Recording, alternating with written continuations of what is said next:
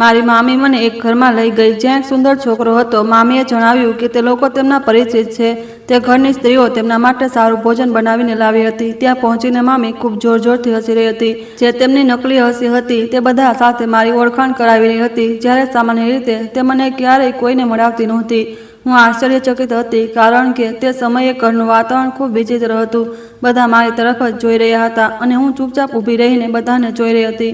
જ્યારે અમે ત્યાંથી પાછા આવ્યા ત્યારે મારી મામી બોલી કે મારો નવો સૂટ મને આપી દે અને મારી જ્વેલરી પણ પાછી આપી દે અને જા, તારો મેકઅપ ધોઈ નાખ, કારણ કે ત્યાં જતાં પહેલાં તેમણે મને પહેલીવાર પોતાનો નવો સૂટ અને જ્વેલરી આપી હતી અને મેકઅપ પણ કર્યો હતો। પરંતુ ઘરે પાછા ફરતા જ તેમનો અંદાજ સંપૂર્ણપણે બદલાઈ ગયો। તે ફરીથી તે જ તીવ્ર સ્વભાવવાળી મામી બની ગઈ। મેં ચૂપચાપ તેમનો બધો સામાન પાછો આપી દીધો અને કંઈ પણ કહ્યા વિના આંગણામાં ખાટલા પર સૂઈ ગઈ। તે ઘરમાં મારી બસ આટલી જ ઓકાત હતી। મારું હૃદય ખૂબ ભારે થઈ રહ્યું હતું।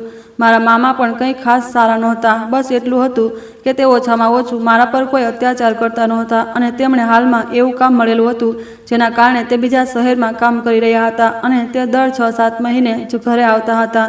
તેથી ઘરમાં મોટે ભાગે હું અને મામી જ રહેતા હતા।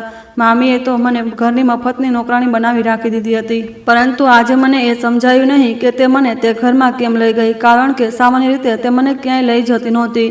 મેં તેમને પૂછ્યું પણ નહીં, કારણ કે મારામાં એટલી હિંમત નહોતી। જો હું કોઈ પણ સવાલ કરત તો મામી મારા મોઢા પર થપ્પડ મારી દેતી હતી। મારા માતા પિતા તો આ દુનિયામાં નહોતા, પરંતુ આ ઘર જેમાં અમે રહી રહ્યા હતા તે મારું હતું, કારણ કે પિતાજીના પરિવારમાં પણ કોઈ નહોતું। તેથી તેમના ગયા પછી આ બધા પર મારા મામાએ કબજો કરી લીધો। મારી માતાના કપડાં, આ ઘરનું બધું ફર્નિચર, તેમના દાગીના, બધું જ મામી કબજે કરીને બેઠી હતી। પહેલાં આ લોકો ભાડા પર રહેતા હતા અને તેમની પાસે ખાવા માટે પણ કંઈ નહોતું, પણ પછી મારું વસેલું ઘર ઉજ્જડ થઈ ગયું અને હું આ લોકોના રહેમ પર આવી ગઈ। શરૂઆતમાં મામીએ મારી સાથે કોઈ ખરાબ વર્તન કર્યું નહીં। હું સ્કૂલે પણ જતી હતી। હું નાની હતી તેથી મને વધારે કંઈ સમજાતું નહોતું, પરંતુ પછી જ્યારે હું 10મા ધોરણની પરીક્ષા પાસ કરી શકી તો તેમણે મને સ્કૂલમાંથી કાઢી મૂકી અને કહ્યું કે હવે તું માત્ર ઘરનું કામ કરીશ। મારું વિશ્વ બસ આ દિવાલો વચ્ચે જ સીમિત થઈ ગયું। સવારથી સાંજ સુધી કામ કરતી। પહેલાં જે ઘર મને પોતાનું લાગતું હતું હવે તે મારા માટે અજાણ્યું બની ગયું। શરૂઆતમાં તે માત્ર કામ કરાવતી હતી, પરંતુ પછી ધીમે ધીમે તે મારા પર ગુસ્સો પણ કાઢવા લાગી અને પછી ક્યારેક થપ્પડ અને ક્યારેક ધક્કો એ રોજની વાતો થઈ ગઈ। જો હું કોઈ પણ વસ્તુમાં જરાય પણ મોડું કરું કે કોઈ ભૂલ થઈ જાય તો મામી પોતાનો બધો ગુસ્સો મારા પર કાઢતી। મારા પિતાજી તેમના મિત્રના દીકરા સાથે મારું સગપણ બાળપણમાં જ નક્કી કરી ચૂક્યા હતા અને તેથી જ્યારે હું મોટી થઈ તો તે લોકો તેમની તરફથી લગ્નની વાત કરવા આવ્યા, પણ મામીએ સ્પષ્ટ ના પાડી દીધી। તેમણે કહ્યું કે હું હવે એક ચરિત્રહીન છોકરી બની ગઈ છું અને તેથી કોઈ પણ શરીફ ખાનદાનની વહુ બનવાને લાયક બચી નથી। તે કહેવા લાગી, તમને શું ખબર, અમારે તો આખો દિવસ તેના પર નજર રાખવી પડે છે, નહીં તો આ તો અમારી ઇજ્જત પર ડાઘ લગાવી દેશે। તેમણે આવી વાતો કરીને તેમની વિરુદ્ધ મને ભડકાવી દીધી કે તે લોકો સગપણની ના પાડીને જ ચાલ્યા ગયા। મારા માટે તો બસ આ એક જ રસ્તો હતો જેનાથી મને આ ઘરથી છુટકારો મળી શકતો હતો, પણ તે પણ મામીએ મારાથી છીનવી લીધો। મને ખબર નહોતી કે મારી સાથે આગળ શું થવાનું છે। મામીએ મારાથી ખબર નહીં શું જોઈતું હતું। મને તો લાગતું હતું કે કદાચ તેમના જીવનનો ઉદ્દેશ્ય માત્ર મને તકલીફ પહોંચાડવાનો છે। સમય પસાર થતો ગયો। હું મોટી થઈ રહી હતી તો સાથે સાથે સુંદર પણ થતી જતી હતી, પરંતુ મારા પર મામીનો અત્યાચાર પણ વધી રહ્યો હતો। તે મારી પાસે ખૂબ કામ કરાવતી અને પોતાના જૂના કપડાં મને પહેરવા આપતી। તેથી આજે જ્યારે તે મને આટલી તૈયાર કરીને પોતાની સાથે લઈ ગઈ તો મારા દિલમાં સવાલો ઉઠી રહ્યા હતા। સમજાતું જ નહોતું કે આ બધું કેમ થઈ રહ્યું છે। બીજા દિવસે જ્યારે હું કપડાં પ્રેસ કરી રહી હતી તો મામી પાસે આવીને એકદમ બોલી, કાલે તે છોકરાને જોયો હતો ને જેનું નામ અમર હતું, કેટલો સુંદર છે ને?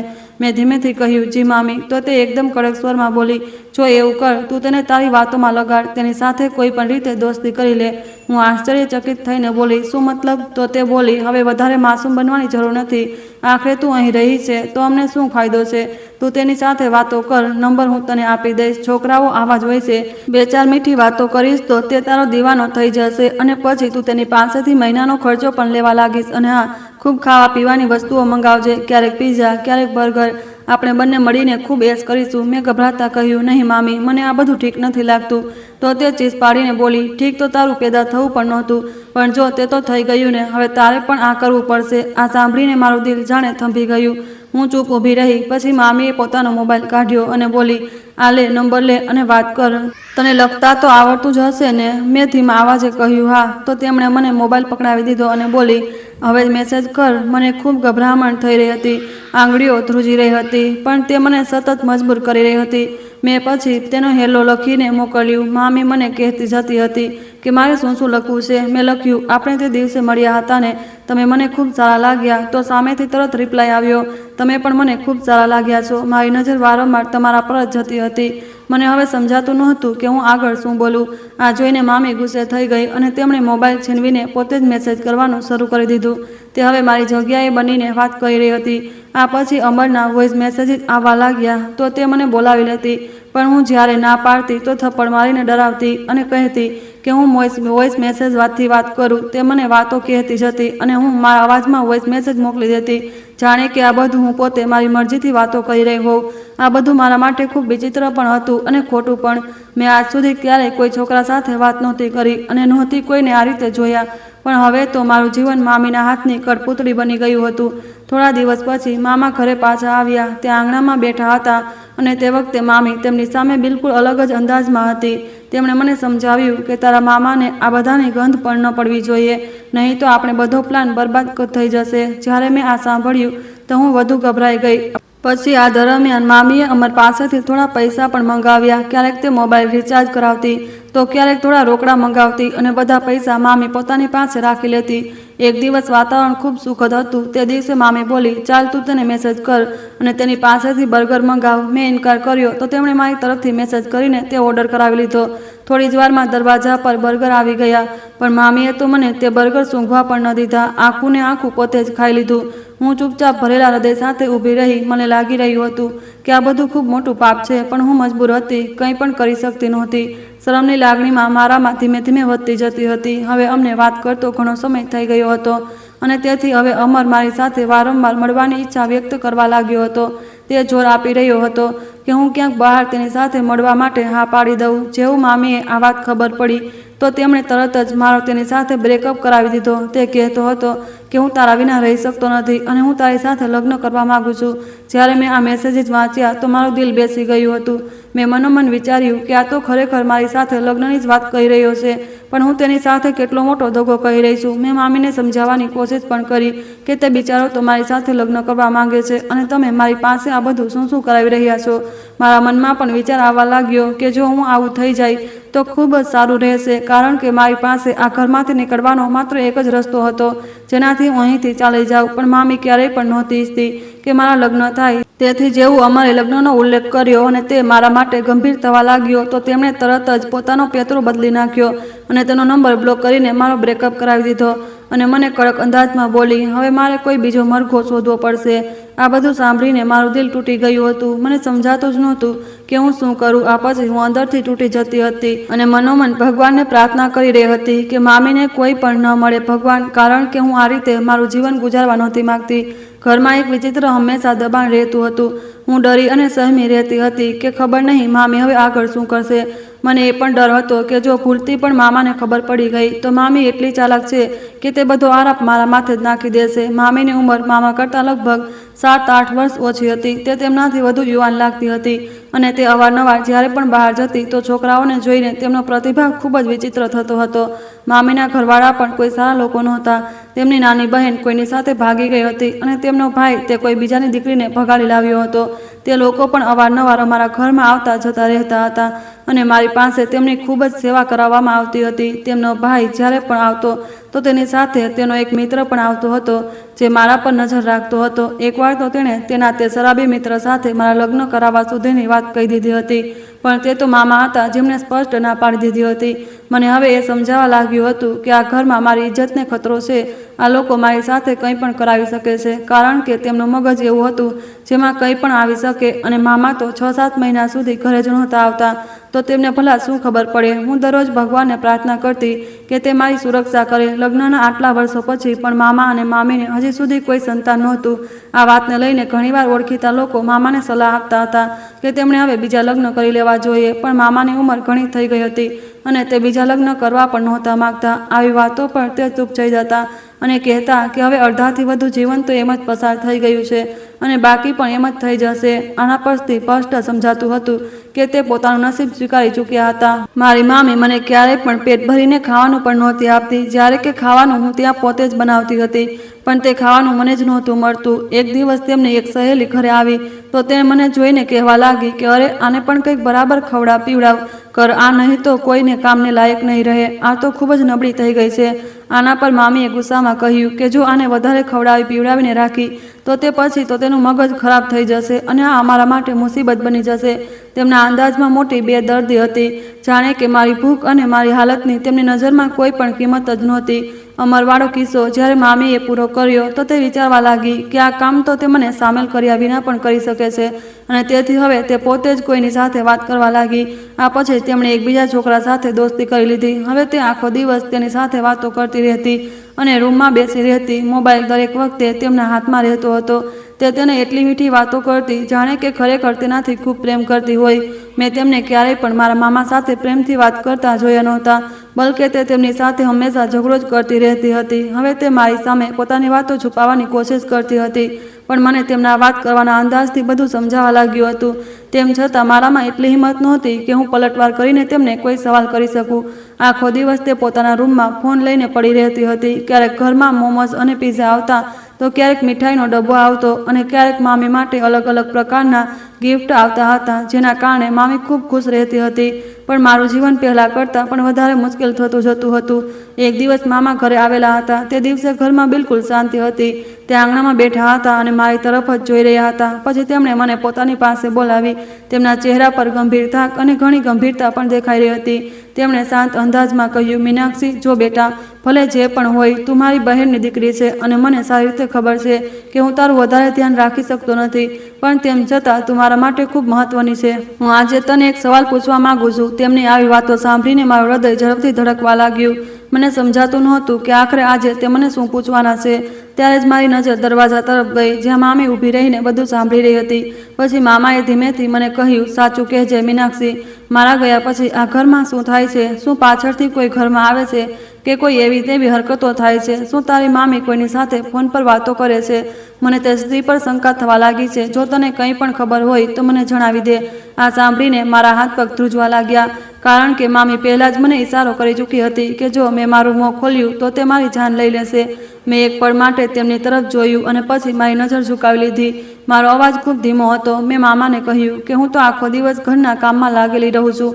હું તો મામીના રૂમમાં પણ નથી જતી। મને નથી ખબર કે ઘરમાં કોઈ આવે છે કે નહીં અને શું થાય છે ને શું નહીં। મામાએ મારી વાત સાંભળી। તે થોડીવાર ચૂપ રહ્યા, જાણે કે તે પોતે પણ કોઈ નિર્ણય ન લઈ શકતા હોય। પછી તેમણે ધીમેથી કહ્યું, ઠીક છે, કદાચ તને ખરેખર કંઈ ખબર નહીં હોય। ત્યારબાદ તે ચૂપ થઈ ગયા, પણ તેમના ચહેરા પર શંકા અને થાક બંને સ્પષ્ટ દેખાઈ રહ્યા હતા। આ પછી મને એવું લાગવા લાગ્યું કે જાણે ઘરમાં બધું બદલાઈ રહ્યું છે। એક રાત્રે જ્યારે ઘરમાં અંધારું ફેલાયેલું હતું અને બિલકુલ સન્નાટો હતો, ત્યારે મને હળવા અવાજો સંભળાયા। મેં જોયું કે મામીએ કોઈ છોકરાને પોતાના રૂમમાં બોલાવ્યો હતો। મેં પોતે કંઈ સ્પષ્ટપણે નહોતું જોયું, પણ અવાજોથી અંદાજ આવી રહ્યો હતો કે અંદર કોઈ હાજર છે। તે ખરેખર હું મૂંઝવણમાં હતી અને ખૂબ ગભરાયેલી પણ હતી। સમજાતું જ નહોતું કે આખરે આ બધું શું થઈ રહ્યું છે, પરંતુ હવે એટલું જરૂર સમજાઈ રહ્યું હતું કે મામીને લાગવા લાગ્યું હતું કે હું કોઈ પણ સમયે તેમના માટે મુસીબત બની શકું છું, કારણ કે મામા હવે મારી પાસેથી તેમની સાથે જોડાયેલી વાતો પૂછવા લાગ્યા હતા। તેથી હવે તે મારાથી પોતાનો પીછો છોડાવવા વિશે વિચારી રહી હતી। એક દિવસ તે આખો દિવસ કોઈની સાથે ફોન પર વાત કરતી રહી અને વારંવાર ક્યારેક બહાર તો ક્યારેક અંદર આવતી જતી રહી। ક્યારેક તે બારી પાસે ઊભી રહેતી તો ક્યારેક દરવાજા પાસે। હું તેમની વાતો સાંભળવાની કોશિશ કરી રહી હતી। ત્યારે જ મેં સાંભળ્યું કે તે બોલી, હા, હું બોલાવું છું, રાત્રે બોલાવું છું ને કંઈ કરું છું। પછી મેં તેમના મોઢામાંથી મારું નામ સાંભળ્યું। તે કહી રહી હતી કે આ જે મુસીબત મારા માથે છે, બસ તેને કંઈ ખબર ન પડવી જોઈએ। તે વખતે હું કિચનમાં કામ કરી રહી હતી।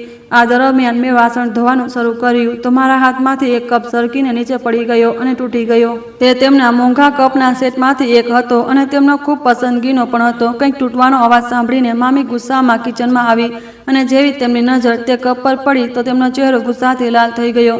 તે મને જોઈને જોરથી ચીસ પાડી કે તે મારો કપનો સેટ ખરાબ કરી દીધો। તારા જેવી કામચોરને મારે આ ઘરમાં રાખવી જ ન જોઈએ। તું માત્ર મારા માટે મુસીબત છે, રોજ કોઈને કોઈ નુકસાન કરતી જ રહે છે। આ ઘરમાં તને રાખવાનો મને કોઈ ફાયદો નથી। આ કહેતા તેમણે મને ધક્કો માર્યો અને મારા મોઢા પર થપ્પડો મારી। હું જોર જોરથી રડી રહી હતી। અને તેમનો અવાજ આખા ઘરમાં ગુંજી રહ્યો હતો, જાણે કે તે આજે સંપૂર્ણપણે ગુસ્સામાં પાગલ થઈ ગઈ હોય. તેમણે મારો હાથ પકડ્યો અને ઘસડીને બહાર લઈ જવા લાગી. આ જોઈને હું ગભરાઈ ગઈ અને તેમની આગળ હાથ જોડીને રડતા રડતા બોલી કે હું ક્યાં જઈશ મામી, તમે મારી સાથે આવું ન કરો. એક કપ જ તૂટ્યો છે. આના પર તે ગુસ્સાથી બોલી કે તારા માટે તે માત્ર એક કપ હશે, પણ મારા માટે નહીં. પછી તેમણે મને દરવાજા પાસે લઈ જઈને જોરથી ધક્કો માર્યો અને બોલી, ચાલ નીકળ અહીંથી, દફા થઈ જા મારા ઘરમાંથી. તે કાળી અંધારી રાત્રે તેમણે મને ઘરથી બહાર કાઢી મૂકી. હું ગલીમાં ઊભી રહી ગઈ. મારી પાસે કંઈ પણ નહોતું, માત્ર તે જ કપડાં હતા જે મેં પહેર્યા હતા અને પગમાં તે જ ચપ્પલ હતી. હું પાછળથી દરવાજો પીટતી રહી, પણ તેમણે દરવાજો ન ખોલ્યો. જ્યારે મેં ઘણીવાર સુધી દરવાજો વગાડતી રહી તો તે અંદરથી ચીસ પાડીને બોલી કે જો તું અહીંથી ન ગઈ તો હું અત્યારે પોલીસને બોલાવી લઈશ અને કહીશ કે તું ચોર છે. આ સાંભળીને મારા હાથ પગ ધ્રુજી ગયા અને હું પાછળ હટી ગઈ. હું સતત રડી રહી હતી. પછી હું થોડીવાર આઘાતની હાલતમાં ત્યાં જ ઊભી રહી, કારણ કે મને કંઈ સમજાતું જ નહોતું. ત્યારબાદ ધીમે ધીમે મેં ચાલવાનું શરૂ કર્યું અને ચાલતા ચાલતા હું રોડ સુધી પહોંચી ગઈ. હું રોડ કિનારે ચાલતી જતી હતી અને વારંવાર ઊભી રહી જતી હતી, ક્યારેક જમણી બાજુ જોતી તો ક્યારેક ડાબી બાજુ, કે કદાચ કોઈ રસ્તો મળી જાય. દિલમાં વિચાર આવતો કે કાશ આ બધું સપનું હોય, મારી આંખ ખુલે અને હું પાછી તે જ ઘરમાં પહોંચી જાઉં, જ્યાં ભલે ઇજ્જત નહોતી પણ ઓછામાં ઓછું સુરક્ષિત 4 દિવાલોની અંદર તો હતી. પણ આ કડવી સચ્ચાઈ હતી જે ક્યારેય બદલવાની નહોતી. રસ્તો વધતી રાત સાથે સુમસામ થઈ રહ્યો હતો અને મારું દિલ ડરના માર્યા ડૂબી રહ્યું હતું. હું પોતાની જાતને જ સવાલ કરી રહી હતી કે મારે ક્યાં જવું જોઈએ અને હું શું કરું. જો આ સન્નાટામાં મને કોઈ ઉઠાવી ગયું તો હું શું કરીશ? મારી સાથે કંઈ પણ થઈ શકે છે. ભલા કોણ જવાબદાર હશે? મારી પાસે ન તો પૈસા હતા, ન કોઈ રસ્તો, ન કોઈનો નંબર જેનાથી હું ફોન કરી શકતી.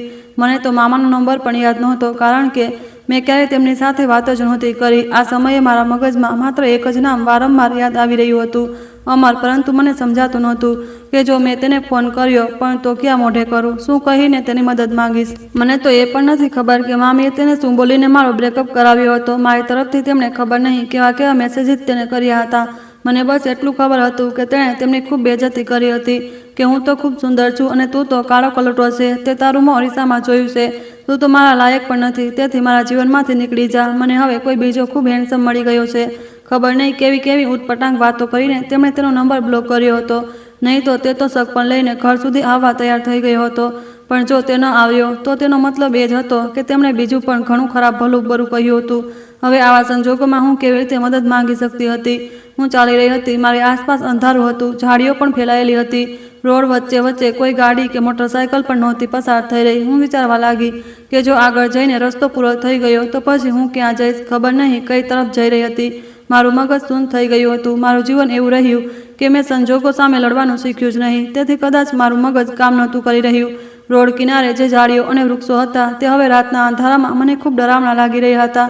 હવા ઠંડી ચાલવા લાગી હતી, તેમ છતાં મને પરસેવો આવી રહ્યો હતો. મારા પગ લથડી રહ્યા હતા અને એવું લાગી રહ્યું હતું જાણે હું ખબર નહીં કેટલાય કલાકોથી ચાલી રહી છું, જ્યારે કદાચ વધારે સમય નહોતો વીત્યો. વારંવાર મારા કાનમાં મામીનો તીખો અવાજ ગુંજી રહ્યો હતો. મને મારી હાલત પર ખૂબ રડવું આવી રહ્યું હતું. હું ભગવાનને ફરિયાદ કરી રહી હતી કે આખી દુનિયામાં તે મને મારું કોઈ પોતાનું કેમ ના આપ્યું. ત્યારે અચાનક રાતના સન્નાટાને ચીરતી એક જોરદાર ચીસ સંભળાઈ. આ ચીસ સાંભળીને હું ખૂબ ખરાબ રીતે ગભરાઈ ગઈ. મેં આમ તેમ જોયું પણ મને અંધારામાં કંઈ પણ સ્પષ્ટ દેખાયું નહોતું. મેં રોડના તે કિનારે બસ મોટી મોટી ઝાડીઓ હતી અને દૂર એક મને ગાડીની હળવી લાઇટ ઝબકતી દેખાઈ રહી હતી. મેં જેવું જ આગળના વળાંક તરફ ગભરાતા થોડા પગલાં આગળ વધાર્યા ત્યારે જ મને ઝાડીઓ પાસે કેટલાક માણસો દેખાયા. તે 4-5 હટ્ટાકટ્ટા ગંદા કપડાવાળા માણસો હતા જે કોઈકને ઢસડીને રહ્યા હતા. હું તરત દોડીને થોડું આગળ વધી પણ એક ઝાડીની આડમાં છુપાઈ ગઈ. તેમાંથી એક માણસ ગુસ્સામાં બોલ્યો, ખૂબ ઈમાનદાર બનતો હતો ને તું? હવે તું બચીને દેખાડ, અમારી વિરુદ્ધ ઊભો રહીશ. હવે ન રહેશે વાંસ અને ન વાગશે વાંસળી. ત્યારે બીજા માણસે તે ઘાયલ માણસને જોરથી ઝાડીઓમાં ફેંકી દીધો. આ જોતાં જ મારું દિલ ધ્રુજી ગયું અને અચાનક મારા મોઢામાંથી ચીસ નીકળી ગઈ, જેને સાંભળીને તે બધા ગુંડા ગભરાઈ ગયા અને કહેવા લાગ્યા, કોઈ છે, અહીં કોઈ છે, શોધો તેને. પણ જેવા તે મારી તરફ આગળ વધવા લાગ્યા ત્યારે સામેથી એક ટ્રક નીકળી, જેનાથી તે લોકો ડરી ગયા અને કહેવા લાગ્યા, જો કોઈએ અમારો ચહેરો જોઈ લીધો તો મુસીબત ઊભી થઈ જશે, તેથી ભાગો અહીંથી જલ્દી. અને પછી તે લોકો તરત જ પોતાની ગાડીમાં બેસીને ત્યાંથી ભાગી ગયા. થોડી વારમાં તેમની ગાડી અંધારામાં ગાયબ થઈ ગઈ હતી. જ્યારે મને વિશ્વાસ થઈ ગયો કે તે લોકો જઈ ચૂક્યા છે તો હું ધ્રુજતી તે જગ્યાએથી બહાર નીકળી અને તે તરફ વધવા લાગી જ્યાં તે લોકોએ તે માણસને ઝાડીઓમાં ફેંક્યો હતો. જેવી હું તે જગ્યા પર પહોંચી તો મારા હોશ ઉડી ગયા, કારણ કે ત્યાં એક માણસ હતો જેની ખૂબ ખરાબ હાલત હતી. તેના કપડાં માટી અને લોહીથી લથબથ હતા. શ્વાસોશ્વાસ ખૂબ ધીમા ચાલી રહ્યા હતા. તેના પર મને એટલો ડર લાગ્યો કે જાણે મેં કોઈ ભૂત જોઈ લીધું હોય. તેના પહેલાં તો મારા પગ થોડા પાછળ હટ્યા, પણ ત્યારે જ મને તેના મોઢામાંથી હળવો આવતો અવાજ સંભળાયો, જેનાથી મને તેના પર દયા આવી ગઈ. મેં વિચાર્યું કે જો હું પણ ડરી ગઈ તો પછી તેને કોણ બચાવશે. હું તરત તેની પાસે પહોંચી અને મેં કહ્યું, સાંભળો, ઉઠો. મેં તેને ઊભો કરવાની કોશિશ કરી. ત્યારે જ મારી નજર પાસે પડેલી એક નાની કાળા રંગની પેનડ્રાઈવ પર પડી. કદાચ તે લોકો વચ્ચે થયેલી મારામારી વખતે તે પેનડ્રાઈવ તેમાંથી કોઈકના ખિસ્સામાંથી પડી ગઈ હતી. મેં તેને જલ્દીથી ઉઠાવીને મારા દુપટ્ટામાં બાંધી લીધી. ત્યારે તે માણસે મુશ્કેલીથી પોતાની આંખો ખોલી અને તે ખૂબ જ તૂટેલા અવાજમાં મને બોલ્યો કે મને બચાવી લો. આ પહેલાં કે હું તેને કંઈ પણ પૂછી શકું, પણ બીજી જ પડે તે બેહોશ થઈ ગયો. આ જોઈને હું ગભરાઈ ગઈ અને મારા આંસુ નીકળવા લાગ્યા. મેં ડરતા કહ્યું કે તમને કંઈ પણ નહીં થાય, અને તરત જ મેં મારા દુપટ્ટાનો એક ખૂણો ફાડીને તેના ઘાવ પર સારી રીતે બાંધી દીધો, જેથી ઓછામાં ઓછું તેની લોહી વહેતું અટકી જાય. તે વખતે હું મારી બેબસતા, મારી નબળાઈ બધું ભૂલી ગઈ. મારા મગજમાં માત્ર એક વાત હતી કે મને કોઈ પણ રીતે તેને હોસ્પિટલ પહોંચાડવો છે. હું કોઈ પણ રીતે તેને સહારો આપીને રોડના કિનારા સુધી લાવી. ત્યારે ત્યાંથી એક મોટરસાઇકલવાળો પસાર થયો. મેં તેને હાથ આપ્યો, પણ તે ચાલ્યો ગયો. પછી ત્યારે જ મને એક ટ્રક દૂરથી આવતી દેખાઈ. હું તરત વચ્ચે રોડ પર ઊભી થઈ ગઈ અને હાથ જોર જોરથી હલાવવા લાગી. ટ્રક ડ્રાઈવરે જોરથી બ્રેક લગાવ્યો અને પછી તેમાંથી એક વૃદ્ધ માણસ ઉતાર્યો. તેના ચહેરા પર આશ્ચર્ય અને નરમાશ બંને હતા. તે બોલ્યો, શું વાત છે બેટી? મેં રડતા કહ્યું કે તેમને ખૂબ વધારે ઈજા થઈ છે, તે ઘાયલ છે. પ્લીઝ પ્લીઝ મારી મદદ કરો. મારે તેમને હોસ્પિટલ લઈ જવા છે, નહીં તો તે મરી જશે. તે ડ્રાઈવરે એક નજર ઘાયલ માણસને જોઈ અને પછી તેની નજર મારા ચહેરા પર ગઈ. તે તરત બોલ્યો, હા હા, ચાલો આપણે હોસ્પિટલ લઈ જઈએ. પછી તેમણે મારી મદદ કરી અને અમે બંનેએ મળીને તે માણસને ઉઠાવ્યો. તે વખતે બેહોશ હતો. ખૂબ મુશ્કેલીથી અમે તેને ટ્રકની અંદર બેસાડ્યો. હું પણ ટ્રકમાં ચડી ગઈ. આખે રસ્તે મારી નજર માત્ર તેના ચહેરા પર હતી. ટ્રકની અંદર હળવી પીળી રોશની હતી, જેમાં તેનો ચહેરો સ્પષ્ટ દેખાઈ રહ્યો હતો. તે મારાથી 2-3 વર્ષ જ મોટો લાગી રહ્યો હતો, પણ સાચું કહું તો તે ખૂબ હેન્ડસમ હતો. તે આ સમયે ખૂબ તકલીફમાં હતો, પણ તેમ છતાં તેના ચહેરા પર એક વિચિત્ર શાંતિ અનુભવાઈ રહી હતી. ત્યારે ટ્રક ડ્રાઈવરે કહ્યું કે બેટી, તું ચિંતા ન કર, અમે તારા પતિને ખૂબ જલ્દી હોસ્પિટલ પહોંચાડી દઈશું. આ સાંભળીને હું ચોંકી ગઈ. હું કહેવા માંગતી હતી કે તમે ખોટું સમજી રહ્યા છો, પણ ત્યારે જ મારી નજર ટ્રકના સાઈડ મિરર પર ગઈ તો મેં જોયું કે તે માણસનું જે લોહી હતું તે મારા કપાળ અને સેતા સુધી લાગી ગયું હતું. અને આ જ કારણે કદાચ ડ્રાઈવરે ગેરસમજ થઈ કે હું તેની પત્ની છું. તે મને હિદાયતો આપતા રહ્યા કે તમે તેમનું માથું તમારા ખોળામાં રાખી લો. મેં એમ જ કર્યું. મારા આંસુ સતત તેના ચહેરા પર પડતા રહ્યા. થોડી જ વારમાં અમે લોકો હોસ્પિટલ પહોંચી ગયા. તે વૃદ્ધ માણસે ત્યાં લોકોને અવાજ આપ્યો. પછી અમે તેને સ્ટ્રેચર પર રાખ્યો. જેવું ડૉક્ટરે જોયું તો એકદમથી માહોલ બદલાઈ ગયો. ડૉક્ટર ઝડપથી તેની તરફ વધ્યા અને એકબીજાને અવાજ આપવા લાગ્યા, જલ્દી કરો, બધાને બોલાવો. આ હાલતમાં અહીં કેવી રીતે પહોંચી ગયા? હું આશ્ચર્યચકિત ઊભી રહીને બધું જોઈ રહી હતી. ટ્રકવાળાએ કહ્યું કે આ છોકરીના પતિ છે. આ સાંભળીને બધા લોકો મારી તરફ જોવા લાગ્યા. એક નર્સ મારી પાસે આવી અને બોલી, તમે ઠીક છો ને? મેં ધીમેથી કહ્યું, હા, હું ઠીક છું. ત્યારબાદ તે લોકો જલ્દીથી તેને લઈને અંદર ચાલ્યા ગયા. હું ત્યાં જ ઊભી રહી ગઈ. મને એવું લાગ્યું કે જાણે બધા લોકો તેને ઓળખતા હોય, કારણ કે બધાના ચહેરા પર ભયંકર ગભરાહટ દેખાઈ રહી હતી અને તે લોકો ખૂબ ઝડપથી બધું કામ કરી રહ્યા હતા. હું જો ઈચ્છત તો ત્યાંથી ચાલી જાત, પણ મારી પાસે તો જવા માટે કોઈ જગ્યા જ નહોતી. પછી હું વેઇટિંગ એરિયામાં બેન્ચ પર બેસી ગઈ. એક તરફ ઠંડા પાણીનું કુલર હતો અને પંખો ચાલી રહ્યો હતો. મેં પાણી પીધું તો એવું લાગ્યું જાણે ખબર નહીં કેટલા દિવસો પછી મને પાણી મળ્યું હોય. પછી હું પંખા નીચે ચૂપચાપ બેસી રહી, પણ મારા આંસુ ખબર નહીં કેમ રોકાઈ જ નહોતા રહ્યા અને દિલમાં હજાર સવાલ હતા. હું વિચારવા લાગી કે એક જ રાતમાં મારું જીવન થોડી જ પળોમાં કેટલું વધારે બદલાઈ ગયું. ટ્રકવાળા અંકલ મારી પાસે આવ્યા અને બોલ્યા, બેટા, હું મારા કામ માટે નીકળ્યો હતો, પણ તમારી મદદ કરવા માટે અહીં આવી ગયો. હવે હું ચાલું છું. તમને બીજી કોઈ વસ્તુની જરૂર તો નથી ને? જો તમને પૈસા વગેરે જોઈતા હોય તો તેમના અવાજમાં સહાનુભૂતિ હતી. તે ખરેખર મારી ચિંતા કરી રહ્યા હતા. મેં તરત કહ્યું, નહીં, મને પૈસા નથી જોઈતા. પછી તે ધીમેથી બોલ્યા, આખરે તમારા પતિને થયું શું? તે હજી પણ એ જ સમજી રહ્યા હતા કે તે મારો પતિ છે. હું જલ્દીથી કહેવા માંગતી હતી કે નહીં, તે મારા પતિ નથી. પણ આ પહેલાં કે હું કંઈ કહું ત્યારે જ એક નર્સ બહાર ત્યાં ઝડપથી આવી. તે તરત જ તે ટ્રક ડ્રાઈવરને પોતાની સાથે લઈ ગઈ. હું દૂર બેઠેલી બંનેને જોઈ રહી હતી. નર્સે તેમની સાથે કંઈક વાત કરી, ખબર નહીં શું વાત કરી. તે લોકો ખૂબ પરેશાન લાગી રહ્યા હતા. પણ પછી થોડીવાર પછી તે ટ્રક ડ્રાઈવર ત્યાંથી ચાલ્યા ગયા. ત્યારે જ તે નર્સ મારી પાસે દોડતી આવી અને કહેવા લાગી કે તમે મારી સાથે ચાલો, ડૉક્ટર તમને બોલાવી રહ્યા છે. હું જ્યારે ડૉક્ટર પાસે પહોંચી તો ડૉક્ટર ગભરાઈને બોલ્યા કે જુઓ, તેમનું લોહી ઘણું વહી ગયું છે અને અમારે તરત જ બ્લડનું એરેન્જમેન્ટ કરવું પડશે. અમને ડોનર જોઈએ. મેં તરત જ કહ્યું, ઠીક છે, તમે મારો ટેસ્ટ કરી લો.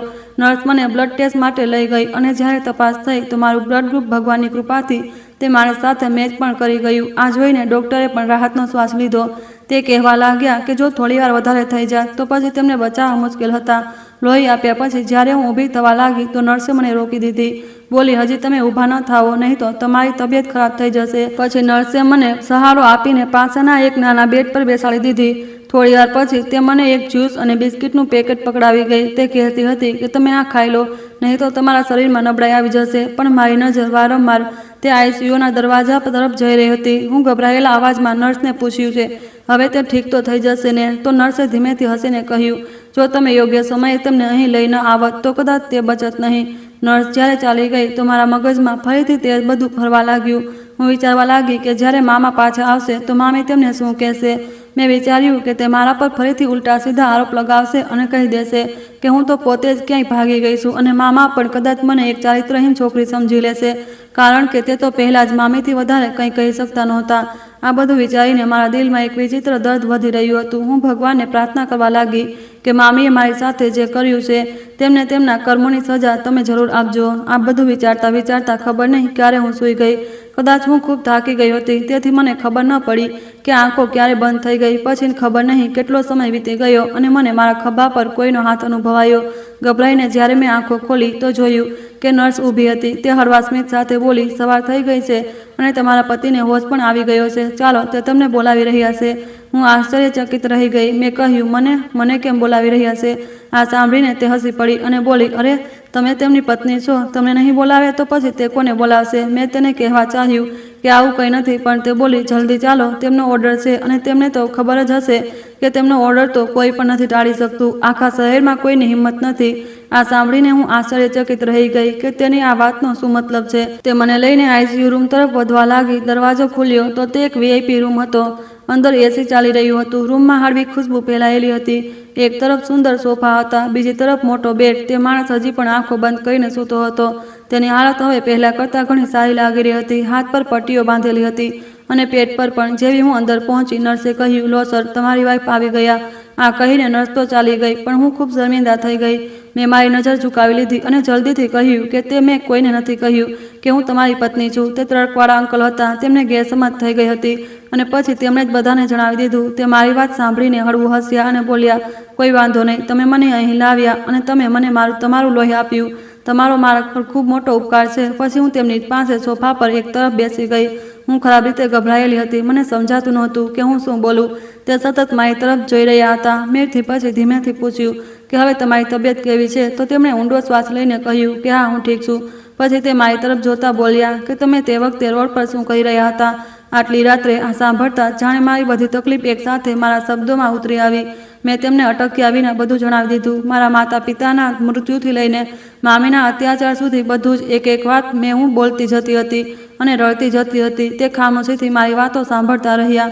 તે હવે સમજી ગયા હતા કે મારી પાસે બીજું કોઈ ઠેકાણું નથી. તે થોડીવાર ચૂપ રહ્યા. પછી બોલ્યા કે હવે તમે અહીં જ રહેશો. આવતીકાલે સવારે જ લોકો મને અહીંથી ડિસ્ચાર્જ કરશે.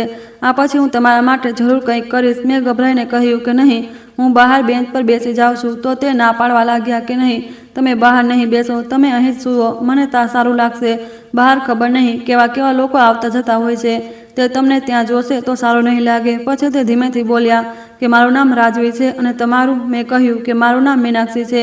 તે ધીમેથી હસ્યા અને બોલ્યા, ચાલો, હવે આપણે અજાણ્યા નથી. સાચું કહું તો મને પહેલીવાર સુકૂન અનુભવાઈ રહ્યું હતું. ત્યારે અચાનક રૂમની બહારથી મને કેટલાક લોકોના અવાજો સંભળાયા. આ પહેલાં કે હું કંઈ સમજી શકું, આઈસીયુ રૂમનો દરવાજો ખુલ્યો અને ઘણા પોલીસવાળા અને મોટા અધિકારીઓ અંદર આવી ગયા. ત્યાં ભીડ લાગી ગઈ હતી કે ભલા આ લોકો કોણ છે. હું વિચારતી હતી. જેવું એ અંદર આવ્યા, તેમણે તે માણસને સેલ્યુટ કર્યું. હું તો આશ્ચર્યચકિત થઈ જતી હતી કે આ બધું શું થઈ રહ્યું છે. ત્યારે ડૉક્ટર અંદર આવ્યા તો એક અધિકારીએ તેમને પૂછ્યું કે હવે ડીએમ સાહેબની તબિયત કેવી છે. આ સાંભળતા જાણે મારા પર આગ તૂટી પડ્યું. મને ત્યારે ખબર પડી કે જે માણસનો મેં જીવ બચાવ્યો તે તો આ જિલ્લાના ડીએમ છે. ત્યારે તે લોકોએ રાજવીરને પૂછવાનું શરૂ કર્યું કે આખરે આ બધું કેવી રીતે થયું. તો રાજવીરે જણાવ્યું કે હું મારા મિશનમાં સફળ થઈ ગયો હતો અને એમએલએ વિક્રમસિંહ વિરુદ્ધ મેં બધા પુરાવા તેની ગેરકાનૂની માઇનિંગ અને બ્લેક મનીને લઈને એકઠા કરી લીધા હતા, પણ કદાચ કોઈને મુખખબરી કરી દીધી અને તેથી તે લોકોએ મને પકડી લીધો. અને પછી મને અફસોસ કે મારી પાસે જે પણ તેમની વિરુદ્ધ પુરાવા તરીકે પેન ડ્રાઈવ હતી તે અથડામણમાં મારાથી છીનવી લેવામાં આવી. તેમાંથી એક ઓફિસરે કહ્યું કે સર, પણ તમારે અમને તમારા આ મિશનમાં સામેલ કરવા જોઈતા હતા. તમે આટલું મોટું જોખમ તમારા જીવ પર કેમ લીધું? તમારી સાથે કંઈ પણ થઈ શકતું હતું. આના પર રાજવીરે કહ્યું કે હું ખરેખર એવું ઈચ્છતો હતો કે આ મિશન વિશે કોઈને પણ ગંધ ન પડે અને પછી હું કોઈ બીજાનો જીવ જોખમમાં મૂકી શકતો નહોતો. આ કારણે મેં એકલા જ આ પગલું ભર્યું, પણ અફસોસ હું સફળ ન થઈ શક્યો. આ કહેતા રાજવીના ચહેરા પર એક ઊંડી ઉદાસી ઉતરી આવી. ત્યારે મને તે પેનડ્રાઈવ યાદ આવી. હું એકદમ ઊભી થઈ અને મારા દુપટ્ટાની ગાંઠ ખોલી અને તે પેનડ્રાઈવ તેમની તરફ બતાવતા કહ્યું, શું તમે આની જ વાત કહી રહ્યા છો? આ જોતા જ રાજવીર અને બાકીના બધા અધિકારીઓની આંખો પહોળી થઈ ગઈ. પેનડ્રાઈવને જોતા જ રાજવીના ચહેરા પર એક લાંબી સ્મિત આવી ગઈ. તેણે પોતાના હાથોથી પેનડ્રાઈવ લીધી. થોડી પળો સુધી તેને ઉલટપલટ કરીને તે જોતો રહ્યો અને જ્યારે તેને ખાતરી થઈ ગઈ કે આ તે જ પેનડ્રાઈવ છે તો તેની પોતાની આંખો રાહત આવી. તે કહેવા લાગ્યો કે તમે નથી જાણતા મીનાક્ષી, તમે માત્ર મારો જ નહીં પણ આ આખા જિલ્લાનો જીવ બચાવ્યો છે. Thank you so much. તમે મારા ઉપર એક ખૂબ મોટો ઉપકાર કર્યો છે. મેં ધીમેથી કહ્યું કે કદાચ ભગવાનને પહેલીવાર મને કોઈ સારા કામ માટે પસંદ કરી છે. આ પછી તે પેનડ્રાઈવ રાજવીરે એક ઓફિસરને આપી દીધી અને પછી તો જાણે સાંજ સુધી ન્યૂઝ ચેનલો પર બ્રેકિંગ ન્યૂઝ પર પૂર આવી ગયું હતું. એમએલએ વિક્રમસિંહના બધા કાળા કારનામા સામે આવી ચૂક્યા હતા. સમાચાર ચાલી રહ્યા હતા કે ઈમાનદાર જિલ્લા અધિકારીએ ખોલ્યું કરોડોનું માઇનિંગ સ્કેમનું રાજ. એમએલએ અને તેના માણસોની ધરપકડ થઈ ગઈ. તે રાત્રે રાજવીર ખૂબ ખુશ હતો. તે તો આ મારો આભાર માનતા માનતા થાકી જ નહોતો રહ્યો અને હું પણ તે રાત્રે સૌથી વધારે સુકૂનમાં હતી. હું તેની બાજુમાં સોફા પર સૂતી હતી. પહેલીવાર હું કોઈ પણ ડર વિના શાંતિથી સૂઈ રહી હતી. સવારે જ્યારે હું ઉઠી તો નાસ્તો આવી ચૂક્યો હતો. મેં એક લાંબા સમય પછી શાંતિથી નાસ્તો કર્યો. રાજવીર પણ હવે ઘણા સારા લાગી રહ્યા હતા. ડૉક્ટર તેમની આસપાસ ઊભા હતા અને તેમને સમજાવી રહ્યા હતા કે તમારે હજી જવું ન જોઈએ, તમારા ઘા ઊંડા છે. પણ તે ગંભીર અંદાજમાં બોલ્યા કે મારે હજી ખૂબ જરૂરી કામ કરવાના છે ડૉક્ટર. અને તેથી પછી થોડીવાર પછી તેમને ડિસ્ચાર્જ કરી દેવામાં આવ્યા. હોસ્પિટલની બહાર એક મોટી બ્લુ લાઇટવાળી ગાડી આવીને ઊભી રહી, જેની સાથે કેટલાક પોલીસવાળા અને ગાર્ડ પણ હાજર હતા. મને પણ આ ગાડીમાં બેસાડવામાં આવી અને પછી અમે ત્યાંથી નીકળી ગયા. હું ચૂપચાપ બારીમાંથી બહાર શહેરના રસ્તા જોઈ રહી હતી અને વિચારવા લાગી કે આ મારું જીવન ક્યાંથી ક્યાં જઈ રહ્યું છે. ક્યાં હું 2 રાત પહેલાં રોડ પર કોઈ પણ હેત વિના ભટકી રહી હતી અને આજે હું ક્યાં આ છું. આ પછી એક મોટા બંગલા સામે અમે પહોંચી ગયા. તે ઘર ખૂબ સુંદર હતું. જ્યારે અમે અંદર પહોંચ્યા તો ત્યાં એક વૃદ્ધ સ્ત્રી હાજર હતી. તે રાજવીના માતા નહોતા, પણ તે આખા ઘરને સંભાળી રહ્યા હતા. રાજવીર તેમને અમ્મા કહીને બોલાવી રહ્યા હતા. તેમણે અંદર આવતા જ કહ્યું કે અમ્મા, આ મીનાક્ષી છે, તેમનું ધ્યાન રાખજો. તેમના માટે કપડાં, ખાવાનું અને બાકી બધી વસ્તુઓની વ્યવસ્થા કરી દેજો. મને એક અલગ રૂમ આપી દેવામાં આવ્યો. આ પછી રાજવીર રૂમમાં આવ્યા તો બોલ્યા કે હજી મને જરૂરી કામ છે, હું જઈ રહ્યો છું, પણ સાંજે હું તારી સાથે વાત કરીશ. અમ્મા ખૂબ જ સારી હતી. તેમના સ્વભાવમાં બિલકુલ માતા જેવો પ્રેમ હતો. જ્યારે મેં તેમને મારી આખી વાર્તા સંભળાવી તો તે પણ રડવા લાગી. તે કહેવા લાગી, બેટા, તારી સાથે જે થયું તે ખૂબ ખોટું થયું, પણ હવે તું બિલકુલ સાચી જગ્યાએ આવી ગઈ છે. સાહેબ ખૂબ સારા છે, તે તારું ખૂબ ધ્યાન રાખશે. પછી ત્યાં મારા 2-3 દિવસ વધુ પસાર થઈ ગયા. બધું એવું હતું જાણે કે હું કોઈ પરીઓની વાર્તામાં આવી ગઈ હોઉં. મારી પાસે હવે નવા કપડાં હતા, સમયસર ખાવાનું હતું, સુંદર રૂમ હતો જેની બારીમાંથી બહાર ગાર્ડન દેખાતો હતો, નરમ પથારી હતી, સફેદ પડદા હતા. મને લાગતું હતું કે શું ખરેખર આ મારું તે જીવન છે? પણ હું વારંવાર વિચારતી કે આખરે હું અહીં ક્યાં સુધી રહીશ, મારી હેસિયત શું છે? રાજવીર પોતાના કામોમાં વ્યસ્ત રહેતા હતા. તે સવારે વહેલા જતા રહેતા અને મોડી રાત સુધી આવતા. પછી એક દિવસ જ્યારે હું ગાર્ડનમાં ઊભી હતી તો રાજવીર તે સમયે પોતાના કામ પરથી પાછા આવી ગયા. તે હસીને બોલ્યા, તને ખબર છે, તે એમએલએને કોર્ટની લાંબી સજા સંભળાવી દીધી છે. મારી મહેનત રંગ લાવી. આ સાંભળીને મેં હસીને કહ્યું કે આ તો થવાનું જ હતું. તમારી ઈમાનદારીનું ફળ તમને મળવાનું જ હતું. મેં પછી ધીમેથી હિંમત કરીને કહ્યું કે તમે મારી ખૂબ મદદ કરી, પણ હું હવે વધુ બોજ તમારા પર બનવા નથી માગતી. તો રાજવીર બોલ્યા કે પણ હું તો તને આખી જિંદગી માટે બોજ બનાવવા માગું છું. આ કહીને તે જોરથી હસ્યા, પણ હું આશ્ચર્યથી તેમનો ચહેરો જોવા લાગી. આ પછી તે ચાલ્યા ગયા. તે જ રાત્રે અમ્મા મારી પાસે આવી અને તે બોલી, બેટા, રાજવીર તારી સાથે લગ્ન કરવા માંગે છે. જો તેનું આ દુનિયામાં કોઈ નથી અને હું તને તરફથી તારી સાથે લગ્નની વાત કરવા આવી છું. હું તને વિશ્વાસ અપાવું છું કે તેનાથી સારો જીવનસાથી તને કોઈ નહીં મળી શકે. તે ખૂબ જ સારો માણસ છે. શું તું તેની સાથે લગ્ન કરીશ? આ સાંભળીને મારા દિલની ધડકન તેજ થઈ ગઈ. મેં થોડીવાર વિચારીને કહ્યું કે શું મારે તેમની સાથે લગ્ન કરવા જોઈએ? તે બોલી, તારી તો આંખ બંધ કરીને તેની સાથે લગ્ન કરવા જોઈએ, કારણ કે તેનો જેવો સુંદર, બહાદુર અને ઈમાનદાર માણસ તને ક્યાંય નહીં મળે. તે ખૂબ સારો છે. તું તેની સાથે હંમેશા ખુશ રહીશ. આ સાંભળીને મેં ધીમેથી હા પાડી દીધી. અને પછી એક અઠવાડિયાની અંદર જ ખૂબ જ સાધારણ રીતે અમારા લગ્ન થઈ ગયા. હું જે દિવસે દુલ્હન બની મને તો વિશ્વાસ જ નહોતો આવી રહ્યો કે આ હું છું. મારા પતિ ખરેખર ખૂબ સારા હતા. તે મારું ખૂબ ધ્યાન રાખતા હતા. પછી થોડા દિવસો પછી રાજવીર મારી પાસે આવ્યા અને કહેવા લાગ્યા કે ચાલ આજે હું એક કાર્યક્રમમાં ચીફ ગેસ્ટ બનીને જઈ રહ્યો છું અને તારે પણ મારી સાથે ચાલવાનું છે, તૈયાર થઈ જા. મેં સુંદર બનારસી સાડી પહેરી અને ખૂબ જ સારી જ્વેલરી પણ પહેરી. થોડી વાર પછી જ્યારે હું તૈયાર થઈને નીચે આવી તો તેમણે મને થોડી પર ચૂપચાપ જોઈ અને હસીને બોલ્યા, આજે તને જોઈને કોઈની આંખો ખુલી જશે. તેમની વાત સાંભળીને હું આશ્ચર્યચકિત થઈ ગઈ. પછી અમે બંને ગાડીમાં બેસીને નીકળી ગયા. આખા રસ્તે હું તેમને પૂછતી રહી કે અમે ક્યાં જઈ રહ્યા છીએ, આ કાર્યક્રમ ક્યાં છે, પણ તે બસ હસીને એ જ કહેતા હતા, થોડી ધીરજ રાખ, બધું ખબર પડી જશે. લગભગ 1 કલાક પછી અમારી ગાડી એક મોટા મેદાન પાસે જઈને ઊભી રહી. ત્યાં ખૂબ ભીડ જમા હતી. પોલીસવાળા ઊભા હતા અને સામે એક મોટા મંચ બનેલો હતો. ત્યારે જ મારી નજર તે વિસ્તાર પર પડી અને મારું દિલ અચાનક જોરથી ધડકવા લાગ્યું, કારણ કે તે જ મહોલ્લો હતો જ્યાંથી મને ક્યારેક બેઇજ્જત કરીને ઘરમાંથી કાઢી મૂકવામાં આવી હતી. થોડી પળો માટે મારા શ્વાસ થંભી ગયા. હું ગાડીની અંદર જ બેઠી રહી. ત્યારે ડીએમ સાહેબે ધીમેથી મારો હાથ પકડ્યો અને બોલ્યા, ડરવાની જરૂર નથી. કેટલાક ઘાવ માણસ ત્યારે જ ભૂલી શકે છે જ્યારે તે જ જગ્યાએ સન્માન સાથે પાછી ફરે જ્યાં તેને અપમાન મળ્યું હતું. તેની વાતો સાંભળીને મારી આંખો ભરાઈ આવી. પછી તેમણે ગાડીનો દરવાજો ખોલ્યો અને મને પોતાની સાથે નીચે ઉતારી. જેવી હું ગાડીમાંથી બહાર નીકળી, આખો મહોલ્લો મને જોવા લાગ્યો. લોકોની આંખોમાં આશ્ચર્ય હતું. કોઈને વિશ્વાસ જ નહોતો થઈ રહ્યો કે તે છોકરી જેને ક્યારે આ મહોલ્લામાંથી કાઢી મૂકવામાં આવી હતી આજે આટલા મોટા અધિકારીની પત્ની બનીને પાછી આવી છે. ત્યારે જ મારી નજર ભીડમાં ઊભેલી મારી મામી પર પડી. તે મને જોઈને બિલકુલ પથ્થર જેવી થઈ ગઈ હતી. તેમની આંખો ફાટી રહી ગઈ હતી. હું ધીમે ધીમે ડીએમ સાહેબ સાથે મંચ સુધી પહોંચી. કાર્યક્રમ શરૂ થયો અને થોડીવાર પછી ડીએમ સાહેબે ભાષણ આપવા માટે ઊભા થયા. આખું મેદાન શાંત થઈ ગયું. પછી તેમણે બધાની સામે મારી તરફ જોઈને કહ્યું, આજે હું જે મહિલાને મારી સાથે અહીં લાવ્યો છું, ક્યારેક આજ મહોલ્લામાં તેને બેઘર કરી દેવામાં આવી હતી, પણ તેને હાર ન માની. તે જે રાત્રે આખી દુનિયાને તેનો સાથ છોડી દીધો હતો, તે જ રાત્રે તેણે એક અજાણ્યા માણસનો જીવ બચાવીને માણસાઈનું સૌથી મોટું ઉદાહરણ આપ્યું હતું. તેમની વાતો સાંભળીને મારી આંખોમાંથી આંસુ વહેવા લાગ્યા, પણ આ વખતે તે આંસુ દુઃખના નહોતા. આખા મેદાનમાં તાળીઓ ગુંજવા લાગી. પછી તેમણે મારો હાથ પકડીને બધાની સામે કહ્યું, આજે આ વુમન હેલ્પ સેન્ટરની જવાબદારી મારી પત્ની સંભાળશે, જેથી આ મહોલ્લાની કોઈ પણ છોકરી પોતાની એકલી મહેસૂસ ન કરે. તે પળે મને પહેલીવાર અહેસાસ થયો કે જીવન માણસને કેટલી જલ્દી જમીનથી આકાશ સુધી પહોંચાડી શકે છે. કાર્યક્રમ પૂરો થયા પછી હું નીચે ઉતરી રહી હતી. ત્યારે મારા મામા ધીમે ધીમે મારી પાસે આવ્યા. તેમની આંખોમાં આંસુ હતા. તે ધ્રુજતા અવાજે બોલ્યા, બેટી, મને માફ કરી દે. હું નબળો હતો, તેથી તારો સાથ ન આપી શક્યો. હું થોડી પળ તેમને જોતી રહી. પછી મેં ધીમેથી તેમના આંસુ લૂછી દીધા. પણ પછી બીજી તરફ મારી મામી શરમના કારણે મારી તરફ નજર પણ નહોતી ઉઠાવી શકતી. તે દિવસે મને સમજાઈ ગયું હતું કે ઉપરવાળો મોરું જરૂર કરે છે, પણ ઇન્સાફ એક દિવસ જરૂર કરે છે. આજે પહેલીવાર હું પોતાને નબળી નહીં બલકે સુરક્ષિત મહેસૂસ કરી રહી હતી. પછી હું મારા બહાદુર પતિ સાથે બ્લુ લાઇટવાળી ગાડીમાં પાછી આવી ગઈ. રાત્રે રાજવીર મારી પાસે બેસીને બોલ્યા કે હું તને ત્યાં એટલે લઈ ગયો હતો જેથી તારામાં હિંમત પેદા થાય અને તને ખબર પડે કે હવે તું તારી સાથે છે. આ સાંભળીને મારા આંસુ આવી ગયા. ક્યારેક એવું લાગે છે કે કદાચ ભગવાન જે કરે તે સારા માટે જ કરે છે. જો તે દિવસે મારી મામીએ મને ઘરથી બહાર ન કાઢી હોત તો કદાચ હું રાજવીરને ક્યારેય ન મળત અને મારું જીવન આટલું ખુશાલ ક્યારેય ન થઈ શકત. અને કદાચ મામી મને ખોટા રસ્તા પર ચાલવા માટે મજબૂર કરતી જ રહેત અને મારું જીવન અંધારામાં જ પસાર થઈ જાત. પણ તેમના એક પગલાએ આજે મને એક ઇજ્જતદાર પરિવારની વહુ બનાવી દીધી.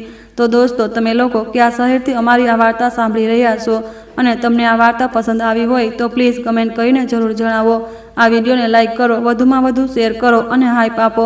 સાથે ચેનલને સબસ્ક્રાઈબ કરવાનું ન ભૂલશો. અને જો તમને મારી મહેનત પસંદ આવી હોય તો મને સુપર થેન્ક્સ આપીને તમારો પ્રેમ અને સપોર્ટ જરૂર બતાવો, જેથી હું તમારા માટે આવી શાનદાર વાર્તાઓ લાવતી રહું. આ વાર્તાનો ઉદ્દેશ્ય માત્ર મનોરંજન કરવાનો છે.